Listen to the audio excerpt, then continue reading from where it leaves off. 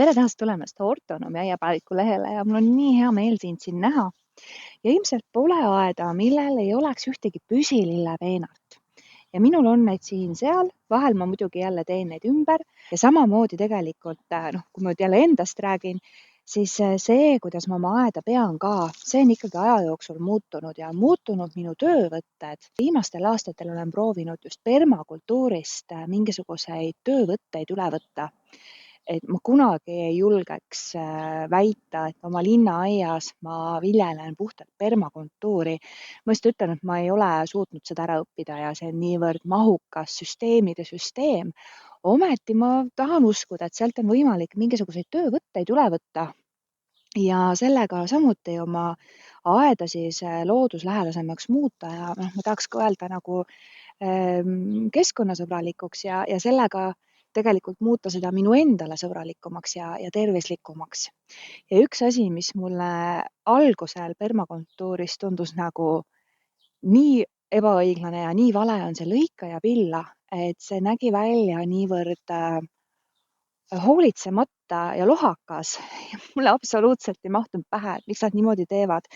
Et ma vabandan nüüd kõikide inimeste ees, kelle tunded ma riivasin, aga ma kohe selgitan, miks see tegelikult võib olla väga vahva asi, mida ka linnaaias teha, kus oma koduaias ja linnaaias üldse, et me peame ju vältima asju, mis hakkavad silma riivama. Ja see lõika ja pilla on selline huvitav asi, et kui teda natuke kohandada, siis tegelikult saab selle väga hästi enda jaoks tööle panna. Aga et nad lihtsalt nagu lõikavad ja pillavad ja teevad seda siis kogu selle kasvuaja jooksul.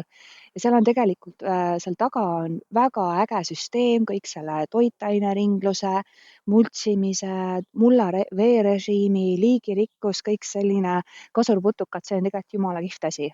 Ja siis ma tegin oma vangerduse. Et praegu on kevad, et ma sügisel alati jätan ikkagi püsikute varred alles. Sellepärast, et ma usun, et mitmetel püsikutel aitab see paremini talvituda ja mul on siin hästi palju kasulikke elukaid ka, kes seda justkui vajavad. Aga praegu on nii soe, muld on ka üles soelenud ja nüüd natukene tajudes, millal see õige aeg on, kui püsikud hakkavad kasvama, siis ma tulen lõikan nad maha. Ja lõikan umbes selliselt kõrguselt, kui ma seda muidu teen. Ja siis mul jääb selline kimp ja siis ma lihtsalt tegelikult tükeldan need eelmise aasta oksad ära. Ja ma tean, mis te praegu mõtlete. Mina mõtlesin ka nii, et kuidas sa saad selle peenrasse jätta, et see tuleb ju ära põletada. No vähemalt palun vii see komposterisse. Aga üldiselt kardetakse igasuguseid taimekahjureid ja taimehaigusi ja loomulikult, aga selles mõttes, et kui sa oled oma aias ja sa niigi aednikuna korraldad seda elu siin selliselt, et sa just oled ju ise boss, sest käärid on ju sinu käes, siis kui sa proovid seda, siis sa saad aru, et taimehaigused ei tule sellepärast, et sa need jäänused siia jätad, kusjuures siin floksidel ei olnud mitte midagi häda eelmine aasta. Taimehaigused tulevad siis, kui taim on vastuvõtlik nendele haigustele. Ja kui sellist rikkust ja lopsakust siin lubada, siis üsna pea ununevad ära üldsegi need probleemid. Nii et võib endale seda lubada. Ja praegu on seda hea teha, sellepärast, et igasugused mutukad ka kasulikud, kes talvitusid. Hommikul nad vaatasid kõik mulle siin lahtiste silmadega otsa, nad on ärganud. Ja kui ma siit need pealsed maha lõikan ja ära tükeldan, siis keegi ära ei sure. Selles mõttes ma tahan uskuda, et ma ei ole kahepalgeline, kui ma siin varakevadel toimetan. Nii. Ja see on nagu midagi sellist, mis on juba minu taluvuse piiri peal, et ma võrdlen nagu sellist pilti ja sellist tükeldatud pilti. Aga seda saab veel natukene paremaks teha. Mul on siin puulehed ka. Ja puulehti mina ka peenrate pealt üldiselt ära ei korista. Kui tammelehed on, siis ma vaatan, et kui paks see kihti on, et neile ei tohi kindlasti paksa kihti jätta. Aga siin on sarapuulehed ja mingid sellised, mis tegelikult päris hästi kõdunevad ära. Siis ma lihtsalt panen siia peale õhukese kihi komposti ja selliselt ma käingi selle peenra üle, sest et olgem ausad, ma niikuinii olen uudishimulik ja tahan näha, kes need esimesed taimed on, kes juba oma nina on välja pistnud.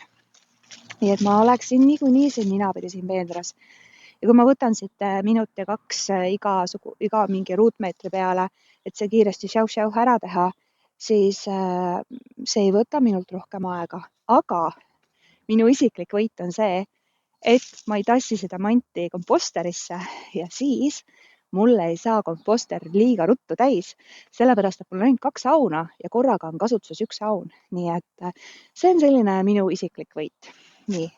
Ja siit on ka näha, siin on ühed nartsissid mul jäänud. Ja seda komposti tegelikult ei ole mul kunagi liiga palju.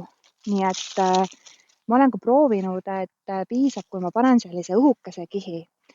Ja kui on aega mööda läinud, ma võin sulle öelda, et sügiseks ei ole siin enam neid lehti alles, tulevad uued lehed peale ja ma alati panen oma panuse ühele korralikule paduvihmale, mida meil see kevad ei ole veel olnud, siis see vihm tegelikult ka sinub kõik ilusti ära ja jääb selline ilus, minu hinnangul vähemalt, ilus hoolitsetud peenar ja õige pea tulevad siit ka suured püsilillepuhmad läbi ja jääb selline mulje nagu ta välja nägema peakski. Nii et ei pea tingimata seda maad puhtaks kraapima ja mis on veel minu enda selline isiklik võit, mida ma pean ka rahaliseks võiduks, on see, et ma ei pea siia multsi ostma. Minu meelest on mults väga kallis.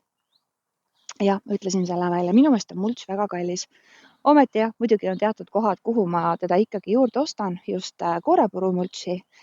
Aga see, kui ma neid kihte siia jätan, panen komposti peale, siis nendel püsikutel ka ma ei pea lisaväetamist korraldama. Jah, nii, ja nüüd ma näitan ühte kohta, mis ma tegin korda paar nädalat tagasi.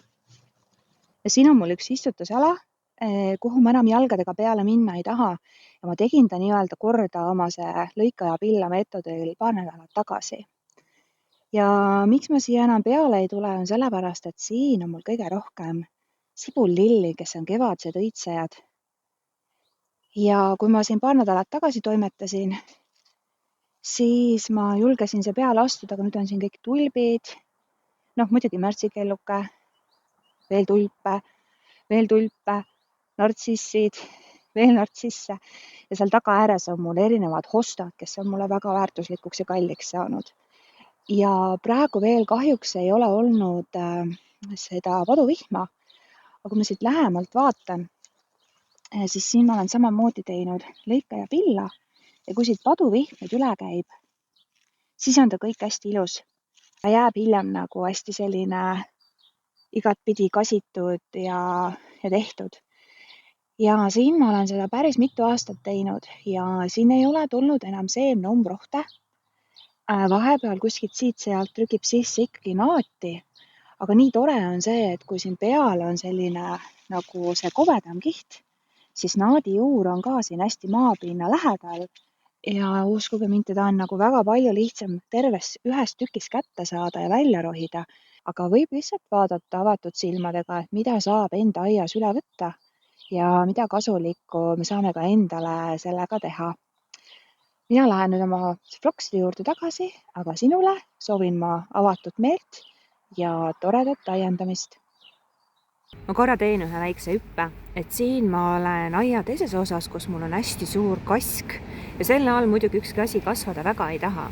Aga ma olen istutanud siia krookoseid ja igihali, kes siin tegelikult on väga rahul.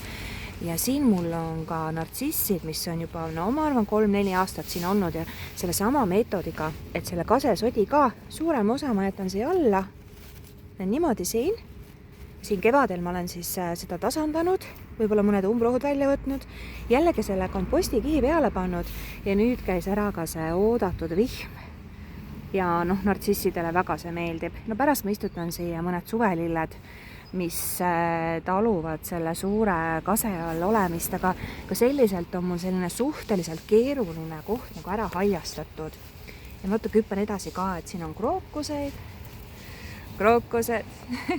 ja veel ilusaid krookoseid, mis praegu muidugi vihmaga on kinni, aga kui päike paistab, siis see aianurk on väga-väga ilus ja värviline.